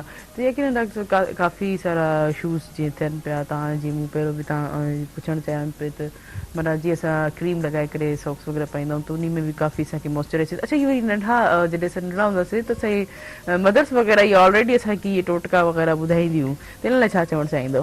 बिल्कुलु, जीअं तव्हां चयो त असां वरी डर्मेटोलॉजी में उन्हनि खे शयूं ट्रीटमेंट लॻाए उनखे चवंदा आहियूं तव्हां इनखे प्लास्टिक सां रैप करे रखो, त उन सां छा थींदो आहे कि प्रॉपर एब्जॉर्प्शन मेडिसिन जी बि थी वेंदी आहे, उनखे सही सां मेडिसिन मिलंदी आहे। ऐं जिन्हनि माण्हुनि खे कंटिन्यूअस लॉन्ग टर्म एक्ज़िमा जो मसलो हूंदो आहे, उन्हनि खे असां चवंदा आहियूं कि थेली वारा जेके ग्लव्स आहिनि हू सण भणी का बि हथनि ते पाए रखनि, ताकि उन्हनि जी चमड़ी ते को बि ट्रॉमा न अचे एक्सटर्नल। सही, माना इहे सभु शयूं। अच्छा, मेकअप जे हवाले सां पुछणु चाहींदमि त मेकअप जेको ॾिसो काफ़ी इफेक्ट बि कंदो आहे, या वरी कॾहिं कॾहिं असां अहिड़ो कुझु यूज़ कंदा आहियूं त अखियुनि में ॻोड़ा न बीहंदा आहिनि, त इहे छा? बिल्कुलु, टाइप 4 हाइपर सेंसिटिविटी रिएक्शन हूंदो आहे, असां उनखे एलर्जिक कॉन्टेक्ट डर्मेटाइटिस चवंदा आहियूं, ऐं इलाही सारे माण्हुनि खे हूंदा आहे। कुझु माण्हुनि खे हेयर डाई खां मसलो हूंदो आहे, उन्हनि खे अचानक हेयर डाई मां मसलो थींदो आहे त उन्हनि खे छॾिणो पइजी वेंदो आहे। कुझु माण्हुनि खे मेहंदी मां मसलो हूंदो आहे, ठीकु आहे, उन्हनि खे मेहंदी मां रिएक्शन थी वेंदो आहे। कईअ खे मस्कारे मां, आईलाइनर मां, इन्हनि शयुनि मां प्रॉब्लम हूंदो आहे। त तव्हांजे जेके जिन्हनि हमेशह कोशिशि करणु खपे कि सुठी क्वालिटी जी शइ वठणु, छो त हीअ जेके बिल्कुलु सस्ती शयूं हूंदियूं आहिनि, बिल्कुलु ई मतिलबु लोकल लेवल ते ठहंदियूं, उन में प्रॉब्लम थी सघंदो आहे। त उहो एलर्जी जो प्रॉपर टेस्ट न वठंदा आहिनि उन्हनि प्रोडक्ट्स जो, या उन्हनि खे टेस्ट न कराईंदा आहिनि कंहिं कंपनी मां, जंहिंजे करे उहे मसला थींदा आहिनि। त इन करे हमेशह अहिड़ी प्रोडक्ट इस्तेमालु कजे जंहिंजे मथां लिखियलु हुजे त इन जो एलर्जन टेस्ट थियल आहे। ये शयूं लिखियल हूंदियूं आहिनि उन्हनि जे मथां। हाणे एतिरो के कॾहिं टाइम असां मतलब पढ़णु घुरिजनि इहे शयूं जहिड़े प्रोडक्ट में। अच्छा वरी कॾहिं कॾहिं चवंदा आहिनि एतिरा सन्हड़ा विकिणनि में लिखियल आहे, पढ़े केरु बसि। अच्छा तव्हां यूज़ कई आहे, ठीकु आहे, हा मूं यूज़ कया, असर कयो, हा असर कयो, बसि असां त अॼुकल्ह ॾिसो इहे ई प्रोडक्ट यूज़ था थियनि। त माना हिकिड़ी मुंहिंजी फ्रेंड यूज़ कयो त उनखे ॿुधायो हा की एतिरी बहितरीनु आहे, हालांकि असां विसरी वेंदा आहियूं त हुनजी शायदि स्किन टोन चेंज आहे, जेतिरा तव्हां ॿुधाया हार्मोन्स इफेक्ट्स आहिनि, इंटरनल एतिरा इशूज़ आहिनि, हुनजा चेंज हुजनि, असांजा चेंज हुजनि, त माना इहे सभु शयूं सोचे करे पोइ इहे शइ यूज़ करणु घुरिजनि। अच्छा ये जेके हथनि जा पूस हूंदा आहिनि, अचानक सां माना ही कारा थियण शुरू थी वेंदा आहिनि, पेरनि जे निशान थींदा आहिनि, त उन्हनि लाइ छा करणु घुरिजे? जेके कंटिन्यूअस फ्रिक्शन हूंदी आहे, जीअं हाणे तव्हां जुती पाओ पिया बंदि बग़ैर जुराबनि जे, त तव्हांजा नकल्स जेके आहिनि कारा थियण शुरू थी वेंदा, ठीकु आहे, ऐं थुल्हा बि थियण शुरू थी वेंदा, थोरा अजीब सां थियण शुरू थी वेंदा। उन जे लाइ अगेन उहो ई आहे की तव्हां को न को मॉइस्चराइज़िंग क्रीम राति जो लॻाए, ऐं जीअं तव्हां चओ पिया की सॉक्स पाए सुम्हणु, त हू नरम थियण ऐं उन्हनि खे सही सां दवा लॻे त हू पोइ पिगमेंटेशन उन्हनि जी डाउन थी वेंदी। इन खे अलावा जॾहिं बि ॿाहिरि वञणु त सन ब्लॉक लॻाए हथनि पेरनि ते बि इस्तेमालु कजे, छो त तव्हां सिर्फ़ु चहिरे जो ख़्यालु रखंदव त हथु मथे कंदव त हथ जी स्किन चेंज हूंदी, त उन जे करे तव्हां एजिड लुक ॾींदव। त इन करे हथनि ऐं पेरनि ते बि जेका सन ब्लॉक लॻायो, जेके शयूं चेहरे ते इस्तेमाल कयो था उन्हनि खे हथनि सही। पैरनि ते बि इस्तेमाल कयो। सही अगर तव्हां विटामिन सी जी क्रीम सही। हणो पिया या आर्बुटिन सही। जी का क्रीम हणो पिया या का बि लैक्टिक एसिड जो लोशन हणो पिया सही। चेहरे ते त उहो हथनि पैरनि अच्छा ते बि ही इस्तेमाल चवंदा आहिनि कयो। त केले जी खल हिते लॻाइण सां बि ही जेके आहिनि ब्लैक ब्लैक वाइट इन थींदा करे आहिनि जो हुन में लैक्टिक एसिड आहे, सही ठीकु आहे, त उहो तव्हांजी स्किन खे नरिश कंदो। सही इहे माना शयूं यूज़ बिल्कुलु करणु पपीते जो तव्हां पेस्ट हणो, सही। मौसमी जो तव्हां पेस्ट हणो, छिलके जो तव्हां केले जे छिलके जो पेस्ट हणो, वारनि में बि इन्हनि आराम ॾींदा, छो त इन्हनि में विटामिन के, विटामिन ई, विटामिन सी ही वाफिर मिक़दार में मौजूदु आहिनि। सही माना इहे शयूं यूज़ करणु अच्छा बिल्कुलु। असां माना हिकिड़ी बेसब्री हूंदी आहे न हर ख़वातीन में, तव्हां यकीन तव्हां पाण वटि अहिड़ी कोई लेडीज़ ईंदियूं हूंदियूं जिते इंस्टेंट जल्दी जेको आहे रिज़ल्ट मिले, जल्दी हर शइ जे वेट कोन थींदा, त माना कंटिन्यूसली आहे त असां केले जी खणंदा त अञा न थियो आहे छो, अञा न थियो आहे छो, त उन लाइ कोई इंस्टेंट कोई अहिड़ी का शइ वग़ैरह जी चवंदा आहिनि त खाइजे या फ़ाइदेमंद हुजे या न हुजे, छा चवंदा अच्छा आहिनि ॾिसो, अहिड़े हर कंहिंजे लाइ केले जी छिलको या ही आलू हा, जो इहो न न आहे, आहे। ठीकु आहे। अगरि तव्हांखे को ट्रॉमा थियल आहे, को न कट आयल आहे या उते को ज़ख़्म थियल आहे, को दाणो थियल आहे, त उते वञी ही हिननि जे अंदरि पिगमेंट हूंदो आहे जेके अंदरि वञी वेही बि रहंदो आहे, अच्छा त उहो बि प्रॉब्लम कंदो आहे। जीअं हिकिड़ी ॿार मूं ॾिठी त उन जे पैर में निशान कारे रंग जो थियल हो, दाग़ थियल हो, ऐं हुन ॿार मूंखे चयो त हीउ मुंहिंजो दाग़ लहे नथो, त मुंहिंजो हे बाबा लहंदो बि कोन, तव्हांखे हिते ज़ख़्म हो त तव्हां का आलू या का शइ अहिड़ी ॿधी आहे छा हिन जे मथां? ओहो त चई हा मूंखे ज़ख़्म हो, मूंखे कंहिं चयो त हिन जे मथां पटाटे खे चङी तरह पेस्ट ठाहे उहो ॿधो त हे सही थी वेंदो। ज़ख़्म त असांजो सही थी वियो कुझु अरसे में, पर हे कारो दाग़ ठही वियो। त जीअं तव्हां आलू खे ॿाहिरि रखंदा आहियो हवा में, उहो कारो हुनजो पिगमेंट कारो थी थो वञे, त हुनजे अंदरि हिकिड़ो काराइण वारो पिगमेंट आहे, ऐं तव्हां अगरि उनखे नॉर्मल स्किन ते को ज़ख़्म न आहे, कुझु न आहे, हणंदव त फ़ाइदो ॾींदो, लेकिन अगरि को कट आहे, को निशान आहे, क्रैक्स आहिनि, त उते पिगमेंट वञी अंदरि हेठि जमा थी वेंदो ऐं उहा शइ प्रॉब्लम कंदी। अच्छा ये जेके अचानक त सां टोटका बि हर कंहिं जे लाइ न हूंदा हा, आहिनि कि टोटका भई बि हर शइ हणी छॾियो त उन सां पोइ डर्मेटाइटिस बि थी वेंदो आहे, मसइलो बि थी वेंदो आहे। अच्छा हर कोई माना हकीम बि थी वेंदा आहिनि, हर कहिड़ी हा, या इलाही सारा माण्हू छा कंदा आहिनि, लेमन हा, न लीमो ऐं उनखे चेहरे ते हणंदा आहिनि रंग फेयर करण जे लाइ, बिल्कुलु उहो कमु करे थो रंग फेयर करण जे लाइ, लेकिन तव्हां अगरि उनखे उस में हणी हलिया वेंदा, ठीकु आहे, इलाही सारा ॿार हूंदा आहिनि उनखे लॻाए उस में घुमण पिया त क्रैक्स पइजी वेंदा, चमड़ी सॼी सड़ी वेंदी, उन में बर्न माना थी डायरेक्ट वेंदो, बिल्कुलु सफ़ा लीमो हणी लीमो करे हणंदा आहिनि। अच्छा, उन जे लाइ बेस्ट इहो हूंदो आहे कि जेका एजिंग वारी स्किन आहे, वॾी उमिरि जो माण्हू आहे, उहो लीमे में पाउडर वारो खीर मिक्स करे ऐं पोइ उनजो पेस्ट ठाहे हणे त उनखे वधीक फ़ाइदो ॾींदो। सही जेके यंग छोकिरियूं आहिनि हो भले हिकु ॿ ड्रॉप, अधु लीमो पूरो निचोड़े मुंहुं जे मथां न आहे हणंदो, हिकु ॿ ड्रॉप क्वांटिटी, तव्हां जेको घरेलू टोटको कयो पिया उनजी क्वांटिटी केतिरी इस्तेमालु कयो पिया, उनखे केतिरी देरि चमड़ी ते छॾियो पिया, उनखे केतिरे अरसे खां इस्तेमालु कयो पिया, हे सभु शयूं मैटर थियूं कनि। माना हर शइ में जेकी आहे मेजरमेंट आहे ज़रूरी हा, आहे, न त उहो मसइलो तव्हांखे नुक़सानु ॾींदी उहा शइ। सही सही मेजरमेंट करणु ज़रूरी आहे, पढ़ण बि ज़रूरी आहे, जेको न ई वरी कंहिंजे इस्तेमाल में का शइ असां ॿुधूं त वाकई अच्छो करे छॾे या इन खे एतिरो इफेक्ट पियो। अच्छा ही जेके ओवरचिन जेके अचानक सां असांजे थी वेंदा, त तव्हां वेट लॉस ते जेको ऐं चाहींदा त तव्हां थोरो इन खे ॿुधायो त ही सभु शयूं छा जेके डाइट जे हवाले सां बि घटि थी सघनि थियूं या को सर्जिकल अहिड़ो प्रोटेक्ट आहे? ॾिसो, तव्हांजी नेक जे अराउंड चर्बी जो वधणु, नंबर 1 स्ट्रेस, नंबर 1 तव्हांजो वर्किंग आवर्स, केतिरी देरि तव्हां वेही मोबाइल ते कमु कयो था, केतिरी देरि तव्हां ऑफिस में कमु कयो पिया, ठीकु आहे। इन खां अलावा कुझु अहिड़ा हार्मोन्स जेके ख़वातीन ॿार पैदा करण जी कोशिशि जे लाइ दवाऊं वठण थियूं, ठीकु आहे, या ॿारनि जे वक़फ़े जे लाइ दवाऊं वठण थियूं, ठीकु आहे, उहे हार्मोन्स बि तव्हांजी ही डबल चिन वधाईंदा आहिनि, ठीकु आहे। इन खां अलावा स्ट्रेस जो जेको शिकार ख़वातीन आहिनि, जिन्हनि खे डायबिटीज़ आहे, शुगर जी मरीज़ आहिनि, उन्हनि खे बि हिन पोर्शन में चर्बी वधंदी आहे। त हे मुख़्तलिफ़ वजूहात आहिनि। तव्हां पहिरीं इंटरनल कॉज़ खे बहितर कयो, तव्हां मथां खां उन शइ खे बहितर कंदा वेंदा, जेसीं इंटरनल कॉज़ बहितर न हूंदो उहा शइ उते जी उते पई हूंदी, ठीकु आहे जी। त तव्हां पंहिंजे इंटरनल मसइले खे हल कयो, उन खां पोइ इलाही सारा ट्रीटमेंट्स आहिनि। सर्जरी खां अलावा सर्जरी जी सच ज़रूरत न आहे, नॉन इन्वेसिव इलाही सारी शयूं आहिनि, नॉन सर्जिकल इलाही सारी शयूं आहिनि, जंहिंमें अगेन ऐं पहिरें नंबर ते चवंदसि त पहिरीं तव्हां पंहिंजो लाइफ स्टाइल सेटल कयो, मसइलो छा आहे, मेन शइ छा आहे। ॾिसो, अगरि तव्हांजो प्रोफाइल थायराइड प्रोफाइल डिस्टर्ब आहे, तव्हां थायराइड जी ट्रीटमेंट न पिया वठो गर्दन जी ट्रीटमेंट वठो पिया उहो वरी कुझु अरसे खां पोइ थी वेंदी। सही।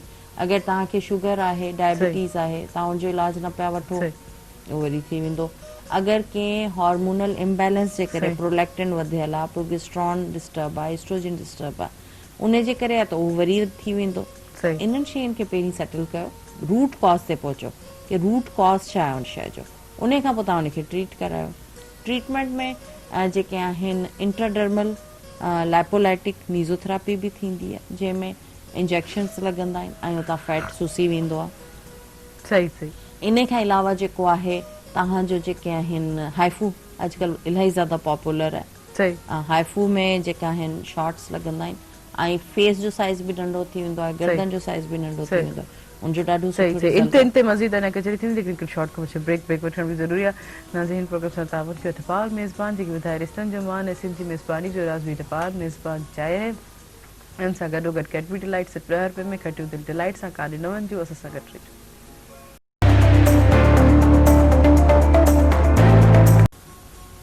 वेलकम बैक नाज़रीन हिन स्पेशल सेगमेंट सां ताउन कयो आहे कैडबरी डिलाइट। अगरि तव्हां चाहियो था तव्हांजी ज़िंदगी में हुजे फुल ब्राइट त खाओ जेको आहे कैडबरी डिलाइट ऐं अगरि ज़िंदगी में भरियो था ख़ुशियुनि जा रंग त खाओ जेको आहे कैडबरी डिलाइट। ईअं डॉक्टर साहिबा सां मौजूदु आहिनि उन्हनि खां ज़रूरु पुछणु चाहींदमि त उनजी ज़िंदगी में जेका डिलाइट कहिड़ी हुई। जी डॉक्टर साहिबा कुझु शेयर करणु चाहींदा? आउं बि इलाही ज़्यादा कैडबरी खाईंदी हुयसि ऐं जॾहिं आउं इंग्लैंड में पढ़े रही हुयसि त मूं एॾी कैडबरीज़ खाधियूं त मुंहिंजा 2 ॾंद बि ख़राब थी विया। वाह ज़बरदस्त। माना ॾंद ख़राब थी विया एतिरो मिठास जेको हूंदो आहे यकीनन लाइफ जेके चवंदा आहिनि जॾहिं मूं डिलाइट जे हवाले सां तव्हांखे पुछणु चाहियां त तव्हांजी ज़िंदगी में डिलाइट कहिड़ी रही आहे कुझु शेयर करणु चाहींदा? इलाही सारी डिलाइट्स आहिनि ज़िंदगी में त इलाही माशाअल्लाह, सारी माशाअल्लाह। इंसान अचीव करणु चाहींदो आहे शयूं ऐं मतिलबु उहो सभु शयूं अलाह जो शुक्र आहे मूं अचीव कयूं। ऐं मूं हिकिड़ी शइ नोट कई आहे कि अल्लाह ताला खां असां जेका बि दुआ घुरूं था हू क़बूल थींदी आहे। बिल्कुलु। त इन करे असां खे अल्लाह ताला खां हर वक़्तु दुआऊं घुरंदे रहणु खपे। ॿी ॻाल्हि इहा आहे कि पंहिंजे वात मां कॾहिं बि का ग़लति ॻाल्हि न कढणु खपे छो त उहा शइ बि जेका आहे काउंट थींदी आहे ऐं किथे न किथे वञी उहा बि पूरी थींदी आहे। इन करे हमेशह सुठो ॻाल्हाइणु खपे ऐं हमेशह जेको आहे ॿियनि जे लाइ बि सुठा व्यूज़ रखणु खपनि ऐं पंहिंजे लाइ हर लम्हे अल्लाह ताला खां दुआ घुरणु खपे रहम घुरणु खपे। वाकई इहा ॻाल्हि सुठी आहे त जॾहिं पंहिंजी लाइफ में असां इहो एनहांस कंदासीं त यकीन असांजी हर ॾींहुं जेको आहे डिलाइट थी गुज़रंदो। ऐं जीअं आउं डिलाइट जी ॻाल्हि करे रही आहियां त यकीन आउं कैडबरी डिलाइट वाइट बि ज़रूरु खाईंदमि हिकिड़ो बहितरीनु जेको अगरि चाहियो था तव्हांजी ज़िंदगी में वरी ख़ुशियुनि जा रंग त खाओ कैडबरी डिलाइट। बहितरीनु जेको डिलाइट बाक़ी ज़िंदगी असांजी पंहिंजी डिलाइट अगरि करणु चाहियूं त इहो ई तौरु तरीक़ो आहे ॿियनि जे लाइ सोचूं ॿियनि जे लाइ फ़िकर कयूं त उनजो रिटर्न में जेको आहे अलाह साईं असांखे एतिरो नवाज़ंदो आहे जॾहिं असां कॾहिं सोचे बि नथा सघूं। जी डॉक्टर साहिबा सही चवंदो? बिल्कुलु बिल्कुलु। ऐं हमेशह इंसान पंहिंजी नियत खे साफ़ रखे कोशिशि करे कि ॿियनि जी जेतिरी हेल्प करे सघे थो करे ऐं तव्हांजी हेल्प करण वारो अल्लाह ताला आहे। माना सोचंदासीं त अगरि हीअ असां कयूं था इहो सोचे करे त अल्लाह ख़ुशि थींदो ऐं रिटर्न में मूंखे मिलंदो। सही। अच्छा स्कूल्स जे हवाले सां छा चवणु चाहींदो? स्कूल्स वरी जेके आहिनि रीओपन थिया तव्हां पंहिंजे ॿारनि खे स्कूल मोकिलियो था या नथा मोकिलियो? फ़िलहाल त न पई मोकिलियां पर हाणे सोचां पई कि सुभाणे खां मोकिलणु शुरू करे छॾियां। सही। माना तव्हां हिन सोचो पिया त बाक़ी कोविड जे हा हवाले बिल्कुलु छो त हिकिड़ो ख़ौफ़ दिमाग़ ते वेठल आहे ऐं ॿार जेके आहिनि नंढा ॿार जेके आहिनि उहो काफ़ी ज़्यादा सेंसिटिव हूंदा आहिनि कि सम्झ में न ईंदो आहे त पंहिंजो ख़्यालु करे सघंदा न करे सघंदा। लेकिन हींअर जेके उपाउ ॾिसूं पिया सरकारी स्कूलनि में त इलाही बहितरीनु लेवल ते जेको आहे ख़्यालु रखियो पियो वञे। मतिलबु एतिरी जीअं असां डिस्करेज कंदा आहियूं कि सरकारी स्कूलनि में हीअं थी वियो हूअं थी वियो पर मुंहिंजी पंहिंजी कंसर्न इलाही सारा टीचर्स आहिनि स्टाफ आहे सही सही वॾो उन्हनि कमु कयो आहे हिन ते। बिल्कुलु ज़बरदस्त। अच्छा ही जेके डेज़ रहिया स्कूल्स बंदि थियण जा जेको एॾो क्वेश्चन्स ओपन थियनि था नथा थियनि त तव्हांजे ॿारनि जो छा बिहेवियर उन्हनि जी छा सोच स्कूल जे हवाले सां? स्कूल वञणु चाहे रहिया हुया ॿार ज़ाहिरी ॻाल्हि आहे उन्हनि जा दोस्त आहिनि टीचर्स सां मोहबत तव्हांखे थी वञे पढ़ाई ॿारनि जो कमु इहो आहे। असांखे ऑफिस खां बंदि करे छॾियो त एट द एंड असांजो दिलि चाहींदो त ऑफिस जो को कमु ॾेई छॾियो। तीअं ॿारनि वीचारनि जो बि इहो कमु आहे ऐं जेको आहे ॿारनि वीचारनि पंहिंजे स्कूल खे ॾाढो मिस कयो पंहिंजी टीचर्स खे मिस कयो। पर इन टाइम पीरियड में मूं हिकिड़ी शइ ॾिठी कि जेके ऑनलाइन क्लासिस हुयूं उन्हनि में टीचर्स वीचारियुनि ॾाढी महिनत कई। ऐं ॾिसंदी हुयसि कि सुबुह जो एग्ज़ैक्ट 8:30 बजे क्लास शुरू थी वेंदी हुई ऐं कंटिन्यूस वेचारी मिस पढ़ाए रही हूंदी ऐं ॿार बि पढ़े रहिया हूंदा हुया। कुझु ॿार हुया, कुझु पेरेंट्स हुया जेके चई रहिया असांजा ॿार क्लास नथा वठनि, हेॾी त साॻियो कोर्स पढ़ाइण पिया जेको पहिरीं पढ़ाए चुका आहिनि। पर टीचर्स वेचारी आहिनि, मतिलबु एप्रिशिएट करणु खपे हिकिड़ो माण्हू अगरि एॾी महिनत करे थो ऐं पंहिंजे ॿारनि खे बि चवंदी हुयसि तव्हां प्लीज़ चङी तरह सां हिनखे पढ़ो। वेचारियूं एॾी महिनत कनि पियूं ऐं मतिलबु आउं नथी सम्झां की उन्हनि वेचारियुनि पंहिंजी तरफ़ां का घटिताई कई हुजे की ॿार जी एजुकेशन में को कमी पए। हा, ॿार बि त अॼुकल्ह जा माशाल्लाह आहिनि, ॿार बि त पढ़नि न। अच्छा, तव्हांजे ॿारनि जो पुछा रहियो बि जॾहिं ऑनलाइन क्लासेस जे टाइम उन्हनि खे होमवर्क मिलंदो सेम स्टाइल सां स्कूल जो, उन्हनि जो व्हाट्सएप ते टीचर्स होमवर्क चेक कंदियूं हुयूं। अच्छा, हाँ, डेली जो हर teacher science, English, Urdu, maths उन्हनि जा जुदा जुदा नंबर हुया मुंहिंजे मोबाइल में। ऐं जेको आहे मुंहिंजे मोबाइल ते ॿार उन खे टीचर खे होमवर्क डेली व्हाट्सएप कंदा हुया। हो हुतां खां उनखे ओके करे छा मिस्टेक आहे छा न आहे उहो कंदियूं हुयूं। प्लस उहो होमवर्क वेचारियूं मोकिलंदियूं हुयूं व्हाट्सएप ते। शुरू में त ईअं हलियो, पोइ हुननि बाक़ाइदा ईमेल पंहिंजा ठाहे छॾिया जिते हो उन्हनि जा टेस्ट सबमिट थींदा हुया। वरी हुननि जो वापसि हुते ॿिए ॾींहं जो होमवर्क ईंदो त मतिलबु अच्छा, त तव्हां छा था चओ त कंटिन्यूसली ऑनलाइन ई हुजे या स्कूल्स में वञणु घुरिजे ॿारनि? हा, ॾिसो अगरि त हिकिड़ी अगरि गवर्नमेंट स्टेप खयो आहे त इहा ई असांजी गवर्नमेंट हुई जंहिं बंदि बि करायो। आउं नथी सम्झां की गवर्नमेंट कोई ईअं को ग़लति स्टेप खयो हूंदो, छो त असांजी गवर्नमेंट ॾाढी मोहतात आहे, इलाही ज़्यादा मोहतात आहे।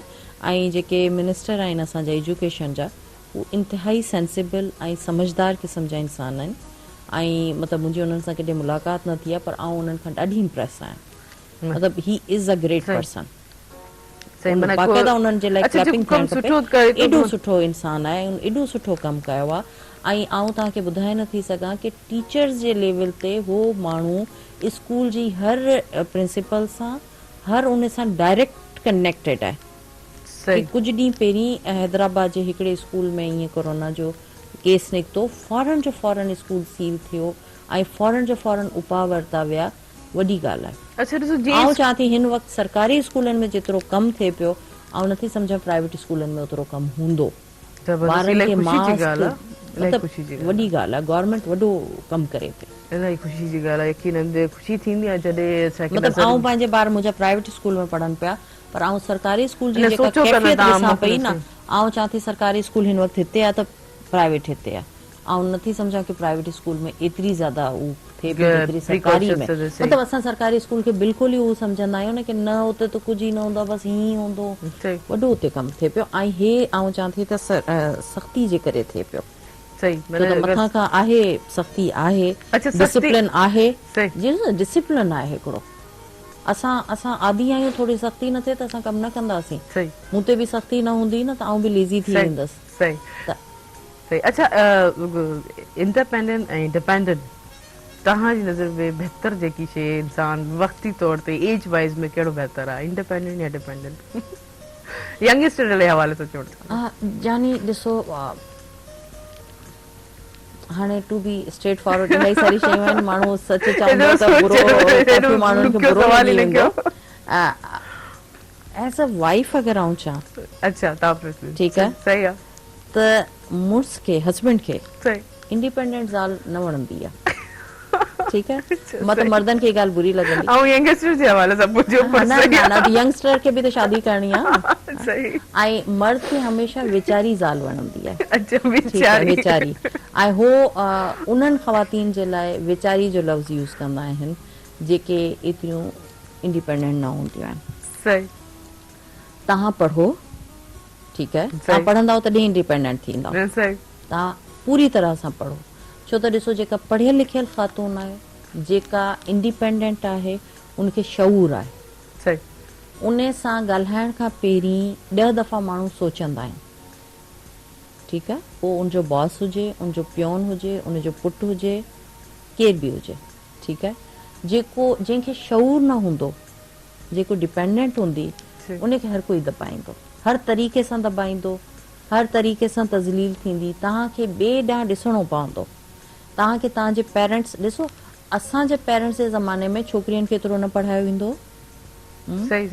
असांजी जनरेशन में छोकिरियूं मिक्स हुयूं, पढ़ायो वेंदो बि हो न बि पढ़ायो वेंदो सही पर अॼुकल्ह जो जेको ज़मानो आहे छोकिरी ऐं छोकिरे में आउं नथी सम्झां को बि पेरेंट फ़र्क़ु रखे थो सही अॼुकल्ह छोकिरी खे वधीक पढ़ायो वेंदो आहे छोकिरे खां त जॾहिं तव्हांजा पेरेंट्स तव्हां ते एॾो इन्वेस्ट कनि पिया एॾी महिनत कनि पिया त अलाह जे वास्ते पढ़ो छो नथा पढ़ो सही ठीकु आहे तव्हांजो फ्यूचर ठहंदो न तव्हांजे पेरेंट्स या असां ज़िंदगी गुज़ारे छॾी आहे पर अॼुकल्ह जा ॿार पढ़ंदा सही अॻियां त निकिरंदा मतलब तव्हां चओ था त हिकु नियाणी जेकी आहे इंडिपेंडेंट बिल्कुलु, हुजे पर बिल्कुलु। वीचारी न हुजे पर न उनखे वीचारी जी एक्टिंग करणी आहे अच्छा एक्टिंग हाँ उनखे एक्टिंग करे रहणो आहे उहो वीचारी जी एक्टिंग हूंदी आहे उहो छोकिरियूं जेके आहिनि उहो करणु खपे उन्हनि खे सही। त उन्हनि खे लो प्रोफाइल में रहणो आहे अच्छा पढ़ाई जो मक़सदु इहो न आहे की तव्हां गुरूर कयो सही पढ़ाई जो मक़सदु इहो न आहे की तव्हां बदतमीज़ी कयो बदतमीजी कयो मेन शइ आहे मूं काफ़ी अहिड़ी पढ़ियल लिखियल हाँ। छोकिरनि खे ॾिठो आहे त एॾे हाई क्वालिफाइड हिते ॿाहिरों जी हिकिड़ी लेकिन उन्हनि खे तव्हांखे इथिक्स हिकिड़ी कोन इलाही मज़े जी ॻाल्हि पहिरीं ॿुधायां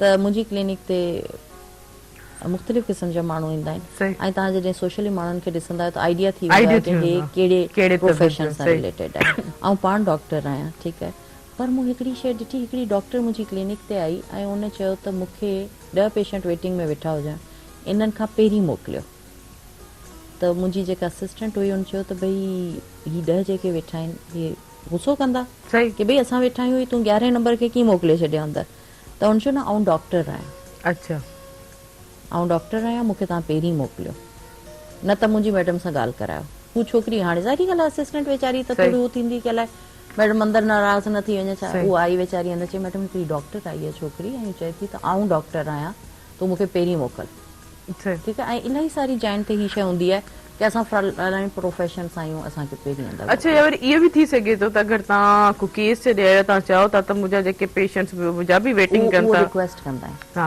अहिड़ा डॉक्टर रिक्वेस्ट त बाबा मुंहिंजा बि पेशेंट्स वेठा हाँ, आहिनि हाँ, मां उहो ॿी किथां ॻाल्हि जल्दी हूंदी आहे, खां उहो मां वीचारा बि रिक्वेस्ट सही करे रहंदा आहिनि हिकिड़ो दाबो जेको हूंदो आहे न उहो ॿियो हूंदो आहे सही पोइ छा थियो छा थियो बहरहाल उन छोकिरी खे मूं अंदरि कॉल कयो मुंहिंजो बेटा छा मसलो आहे जूनियर छोकिरी हुई सही बिल्कुलु मां तव्हां सम्झां थी अञा पढ़ी ई रही हूंदी अञा अच्छा पढ़ी हा रही, मुंहिंजो सही। बाबा छा थियो चई मैडम आउं डॉक्टर आहियां तव्हां मूंखे पहिरीं ॾिसो मुंहिंजो तव्हां किथे वञिणो आहे छा न कुझु बि न त मुंहिंजो बाबा पोइ तव्हां हे जेके माण्हू आहिनि हे पहिरीं जा वेठल आहिनि हिननि जो टाइम एॾो फालतू त न सही ठीकु आहे ऐं असांखे एज़ अ डॉक्टर या तव्हांखे एज़ अ मीडिया जे माण्हू सही या हिकिड़ी टीचर आहे हर कंहिंजी हिकिड़ी रिस्पॉन्सिबिलिटी आहे सही असांखे इंसानियत सेखारी वेंदी आहे माण्हुनि जी ख़िदमत करणी आहे सही बिल्कुलु ठीकु आहे एज़ अ डॉक्टर असांखे ही सेखारियो नथो वञे की ॿिए ते डोमिनेंसी करणी आहे सही की असां डॉक्टर या पंहिंजे आहियूं। प्रोफेशन जो भरम हा, की असां रखो डॉक्टर दबाव रखो सही बाबा असां डॉक्टर आहियूं त पोइ ॿियो छा कंपाउंडर कंपाउंडर कंप्यूटर बि इंसान हुजे पंहिंजी आहे तूं कीअं ॿिए खे दबायो था सही। त इहा शइ जेके एरोगेंसी आहे न एरोगेंसी न हुअणु खपे गुरूर इंसान में न हुअणु खपे हेल्पिंग हुअणु खपे मतिलबु बसि पंहिंजी डिग्री ते नाज़ माना मूंखे जेको नाज़ न पसंदि- हुअणु सही खपे सही तव्हांखे अगरि अलाह ताला का शइ ॾिनी आहे त उन सां ॿियनि खे फैसिलिटेट कयो सही अमीर हुजे ग़रीब हुजे हर कंहिंखे फैसिलिटेट कयो जेतिरो करे सघो था अंदरि केतिरो बि ॾुख हुजे साम्हूं मुस्कुराए रहो ठीकु सही। आहे ऐं जेको आहे लो प्रोफाइल में रहो बदतमीज़ी न आहे करणी कंहिंसां गुरूर न आहे करणो ठीकु आहे सही इहे वाकई इहे शयूं तालीम हुजे, तालीम तव्हांखे शऊर थी ॾे तालीम तव्हांखे बदतमीज़ी छो थी ॾेई सघे सही इहा गुरूर ॻाल्हि न वाकई आहे मेन करणो। इहो थोरो मसलो आहे काफ़ी जंहिंजे अच्छा वरी करे किथे शॉपिंग करण वञे उते बि माना हिकिड़ो अजीब तो रवैयो हूंदो आहे शायदि उन्हनि खे हूंदो आहे त शायदि हीअं आउं कस्टमर आहियां त मूंखे जेको आहे हाई क्वालिटी जेको आहे असांखे बिहेवियर सां असांखे ट्रीट कयो वञे उहो ई जेको सही। तव्हां चयो न की इंडिपेंडेंट ऐं डिपेंडेंट सही। त इंडिपेंडेंट खे भले तव्हां इंडिपेंडेंट थियो पढ़ो टॉप ते वञो सही लेकिन पंहिंजे अंदरि बदतमीज़ी न वठी अचो सही वीचारा थी रहो वीचारी जी एक्टिंग कयो एक्टिंग कयो वीचारा थी रहो न सही हरू भरू एॾो बदमाशी न कयो बदमाशी न कयो बाक़ी इहे सभु शइ इथिक्स में असांजे ई तरबियत में पोइ शामिल थींदो ख़बर पवंदी आहे त बाबा जी फैमिली जी इहा तरबियत आहे जेको हू ॿाहिरि जेको ॾेई थो ॿाहिरि जेको पंहिंजो शो ऑफ करे थो इहो सही तरबियत नज़र ईंदी आहे तंहिंजे करे असांखे पंहिंजो सोचणु घुरिजे त असां जेको पंहिंजो बिहेवियर जेको आहे असां पंहिंजी फैमिली खे रिप्रेज़ेंट कयूं था पंहिंजी मदर खे रिप्रेज़ेंट कयूं था पंहिंजे फादर खे बि कयूं था लेकिन डॉक्टर साहिब ॾाढी सुठी कचहरी थी काफ़ी सारा जेके आहिनि इशूज़ हिन जे हवाले सां तव्हां असांखे टिप्स बि ॿुधाया ऐं लाइफ जे हवाले सां बि काफ़ी तव्हां असांखे ॻाल्हियूं जेकियूं टिप्स बि ॾिनियूं ॾाढो सुठो लॻो तव्हांखे अची करे कीअं लॻो ॾिसे इलाही सुठो इलाही ॾींहंनि खां पोइ जेका कचहरी थी ऐं जीअं शाज़िया जी कॉल आई सही। छो शाज़िया उहा आहे जेका मतिलबु हमेशह तॾहिं कॉल ईंदी आहे जॾहिं आउं हिते ईंदी आहियां ऐं कंपलसरी सब्जेक्ट जी इंग्लिश उर्दू जो हूंदो आहे टी शादीअ जी कॉल आहे तव्हां सभिनी सां मुलाक़ात थी इलाही अरसे खां पोइ ऐं इहो जेको महिराण जा आहिनि ॾिसण वारा माण्हू उन्हनि सां मुलाक़ात थी मुंहिंजी मूं उन्हनि खे न ॾिठो पर हुननि ज़रूरु मूंखे ॾिठो त ज़रूरी आहिनि हीअ शयूं बि आम लेवल ते ॾिसो तव्हां बि हिकिड़ो कमु पिया कयो माण्हुनि खे बेसिक नॉलेज हर शइ जी ॾियो पिया कि छा करिणो आहे छा हिन मां 100 माण्हू त फ़ाइदो खणंदा ज़रूरु यकीन एतिरी ई असां महिरान टेलीविज़न हमेशह जेको हर पॉइंट हर करंट हर प्रोफेशन जे हवाले सां अवेयरनेस ॾिनी आहे त यकीन असांजे ॾिसण वारा जेको फ़ाइदो बि वठंदा आहिनि ऐं पज़ीराई बि ॾींदा आहिनि थैंक यू डॉक्टर साहिबा को मैसेज डिलीवर करणु चाहींदा शॉर्ट में उहो ई इंडिपेंडेंट ऐं डिपेंडेंट आऊं करणु चाहींदसि त प्लीज़ पढ़ो सही ॾिसो पढ़े बग़ैर का क़ौम तरक़ी नथी करे सघे असांखे एॾी फैसिलिटीज़ आहिनि असां अगरि कोर्स खणूं 5वीं क्लास जो न अगरि उहो ॿार 5वीं क्लास जो कोर्स एॾे सुठे नमूने सां पढ़ी वठे त अलाए उहो ॿार छा थी वञे पर असांजा ॿार अलाए छो पढ़ण में बिल्कुलु इंट्रस्टेड न आहिनि असांखे एॾो शौक़ु हूंदो पढ़ण जो अॼुकल्ह जे ॿारनि खे जेका हर तरह जी फैसिलिटी आहे पर पढ़ण में अलाए छो इंट्रस्ट न आहे महिरबानी करे पढ़ाई ते तवजो ॾियो इंडिपेंडेंट थियो ऐं लो प्रोफाइल में विचारा थी रहो थैंक यू डॉक्टर साहिबा थैंक यू सो मच तव्हां असांजे प्रोग्राम में शामिल थिए मूंखे इलाही ख़ुशी थी जीअं त नाज़रीन असांजे वक़्तु पंहिंजे प्रोग्राम जे पुॼाणी थिए पोइ त यकीनन वाक़ई पढ़ाई सां दिलचस्पी असां हासिल कयूं त काफ़ी सारी मंज़िल जेके असां लाइ आसानी थी वेंदी फील्ड जे हवाले सां पंहिंजी लाइफ स्टाइल जे हवाले सां या पंहिंजे बिहेवियर जे हवाले सां जेको असांखे हमेशह ज़िंदगी सक्सेसफुल मिले ऐं त हिन प्रोग्राम सां ताउन कयो हो टपाल मेज़बान जेके वधाए रिश्तनि जो मान ऐं सिंधी मेज़बानी जो राज़ बि टपाल मेज़बान चाहे ऐं उन सां गॾो गॾु कैडबरी डिलाइट सिर्फ़ु 10 रुपए में खटियो दिलि डिलाइट सां इंशाल्लाह सुभाणे वरी मुलाक़ात थींदी तेसिताईं पंहिंजी होस्ट तेरी मोहन खे ॾींदा इजाज़त अल्लाह हाफ़िज़